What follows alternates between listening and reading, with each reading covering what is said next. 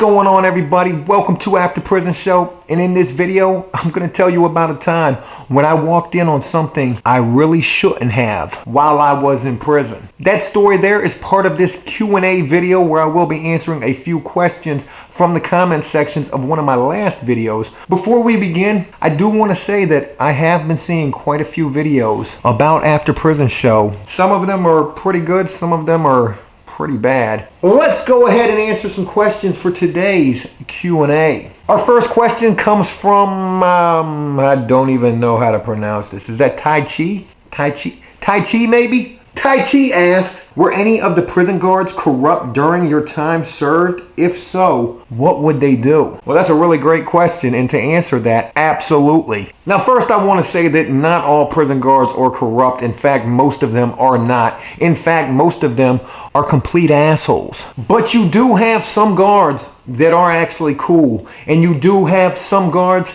that are actually too cool. And corruption on a prison guard basis usually comes in one of two different ways. I mean, it probably comes in more than that, but there's two ways that really stand out. One, they're bringing in contraband for prisoners, whether it be drugs, tobacco, cell phones, pornography, anything like that. Or two, they're having sex with the prisoners. And that may seem a little far-fetched, but I can assure you, during the time that I spent locked up 7 years, there was plenty of prison guard sex scandals between prison guards and inmates. I have seen prison guards who are corrupt a few times throughout all of the time that I served in prison. And one time that stands out more than any other, this was during the time that I was a mural painter in the prison. That was my prison job. I literally had the sweetest job you could ever have in prison. I was given paint, brushes, and free roam of the entire prison at my discretion to literally go around anywhere that I wanted and paint murals on the walls. All they asked that I did was keep it positive, keep it uplifting, keep it something that promotes positivity. Easy enough. And that's what I did day in and day out, working on all sorts of different mural projects all throughout the prison. But at this prison, it was more like a college campus, because there were so many I have never seen before at a prison. So many female staff people at this place. Young female staff people, definitely easily persuaded by prisoners. And what I mean by that is prisoners really did not have a hard time talking to these female staff members, and in some cases even starting relationships with them, discreet relationships with them. And I can't even tell you how many times that I watched some of these women literally be escorted off of the prison, either being fired or to an awaiting police car where they were going to be charged with something, whether it was for being caught bringing something into the prison or for being caught having some sort of a illegitimate relationship with a prisoner. This was something of a normal occurrence at this prison. I mean, it was literally nothing to see at least 2 or 3 different women being escorted off of this prison every month. And it was almost like normal. Oh, there goes such and such. I wonder what she got caught doing. 10 minutes later, you'd hear all about it, how some inmate snitched on her for bringing in cell phones, which, might I add, is probably one of the worst things that you can do. Trying to smuggle in a cell phone for a prisoner. That's a major security violation right there, and you can rest assured you are going to get charges if caught doing that. But it was during this time that I was a mural painter with free roam and access to the entire prison, able to go anywhere at any time that I pleased, that I walked in on something I probably really shouldn't have seen. And in fact, this really could have landed me in a whole world of shit. There was this building I was doing painting work in. It was pretty much like a school building, separated from the prison. And the CO presence in this building was only one. Only one CO in this building that went in either direction. As soon as you came in the front door, you could either go left or you could go right. One CO guarded that building. This was the nest egg for where all of the female prison staff was based from. And the reason being is because they were counselors. They were prison counselors, and most of them were young females, and their offices were housed inside of this building.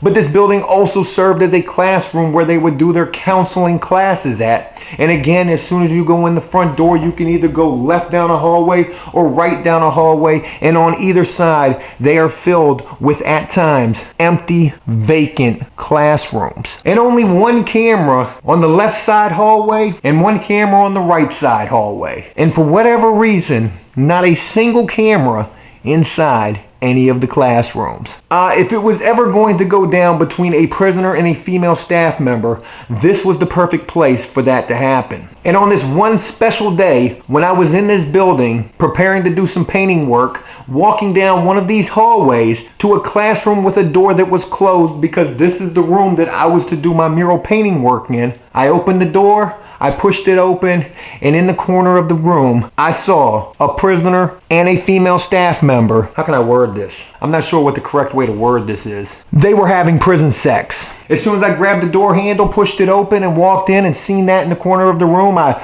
I'm not supposed to see this. They scrambled as fast as they could to get their clothes right. She only had her pants pulled down, so she was pulling those back up, and the prisoner was looking back at me as he was adjusting his pants, and he was like, "Yo, what are you doing, man? Why are you in here?" I've got my paint bag over my shoulder. Hey, I'm just supposed to be doing some paint work in here, man. Don't even mind me, man. I didn't see anything. And I immediately went right back out into the hallway, closed the door, and left the building. This guy, he didn't know me personally, but it didn't take him long to figure out who I was because there was only 3 mural painters at this prison. So it wasn't long before that exact same day, this guy pulled up on me. And when I say he pulled up on me, I don't mean like in a car.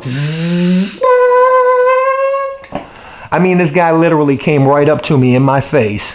And he said to me, "I saw you earlier today, didn't I?" Yeah. "Are we gonna have a problem?" No. We are definitely not going to have a problem. This guy was bigger than me and way more violent than me. And even if he wasn't, let's just say he was just some average dude who potentially I could have beat if it ever came to a fight, we would have never had a problem, okay? And I told him just like that. I said, "Hey man, look, I'm not that guy. You ain't got to worry about me. That's your business." And all he could do at that point was take my word for it. There was no way I could prove to him that I didn't say anything, or there was no way I could prove to him that I wouldn't say anything. And had he decided to try to fight me right there, then he would have ran the risk of worrying if I would have tried to tell on him, which even in that case, I wouldn't. Because to be honest with you, I was proud of this guy. You don't see it too often. Actually, I had never seen it before. I have seen the females being escorted off of the prison, but I had never walked in on something I shouldn't have seen, and it be a prisoner having sex with a female staff member. Kudos to you, buddy. And yeah, that was how that went down. Could have been a lot worse for me. This guy could have really tried to fight me or wanted to fight me, and to be honest with you, we never even said anything to each other again. I felt like it was better that way. I never wanted to walk up to this guy every day and be like, "Hey, buddy, man, you're awesome."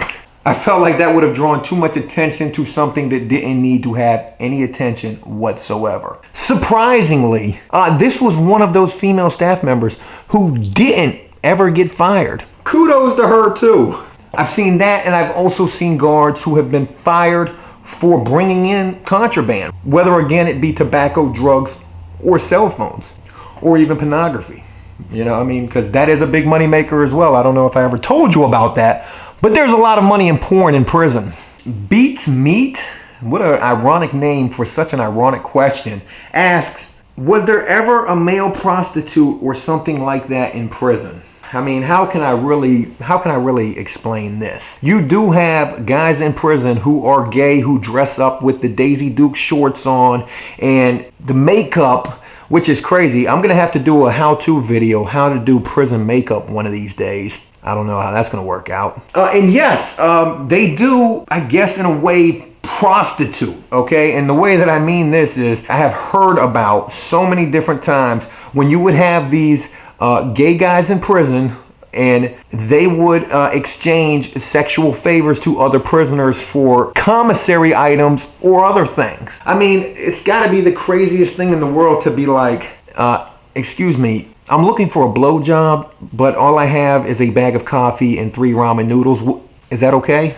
I honestly can't imagine how that possibly goes down. But there was this one instance when I heard about a guy in prison who cut hair. That was his hustle. He cut hair. He cut my hair too one time.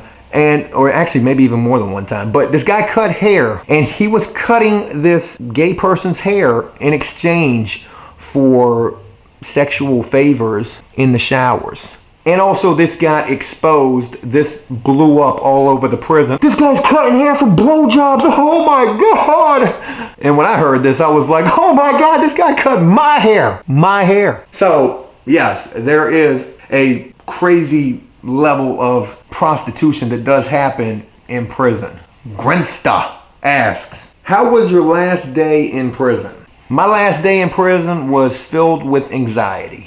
You got to imagine being gone for almost a decade, knowing that the next day you are going home, you're going back out into society. You don't know what's changed. You don't know how you're going to adapt to those changes. Will you be able to handle it and maintain? What if it gets too tough?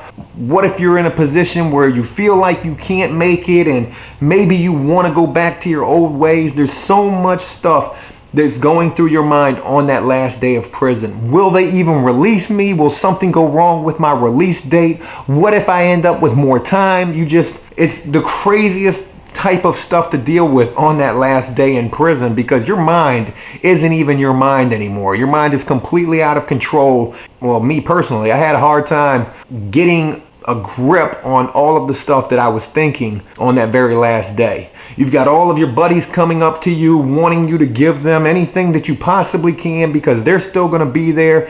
No sleep whatsoever that night. You were going to stare at the ceiling or stare at the top bunk like this all night. You won't even blink probably. God knows I probably barely did. And then the next morning, it's just a waiting game. They'll do the first count of the day. And then after that, you're waiting until they're calling your name for you to make that long walk, almost like a Green Mile type walk, except you're not going to an electric chair. You're going outside of those prison gates. And as you're being escorted out, carrying your belongings with you, wearing your ridiculous release attire, and everybody's coming up to you.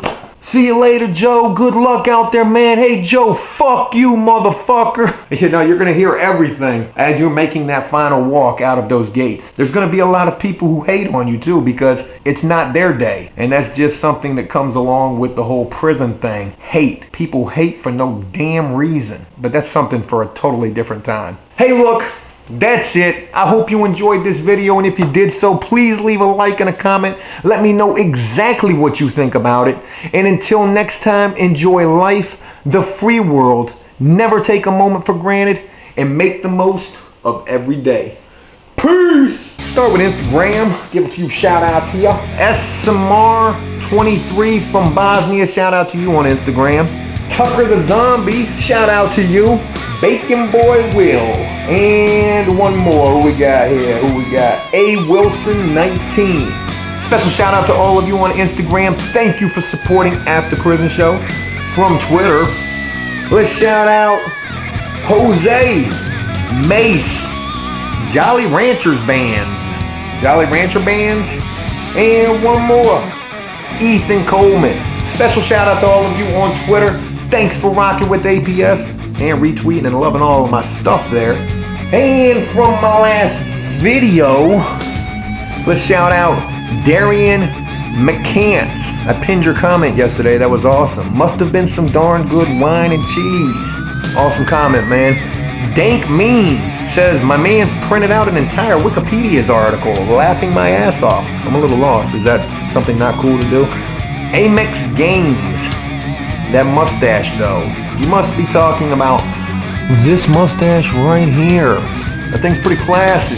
Doesn't look so hot without all of the other facial hair, though. Gosh almighty. My dude, he commented and said, your mugshot looks a lot like Jesse from Breaking Bad.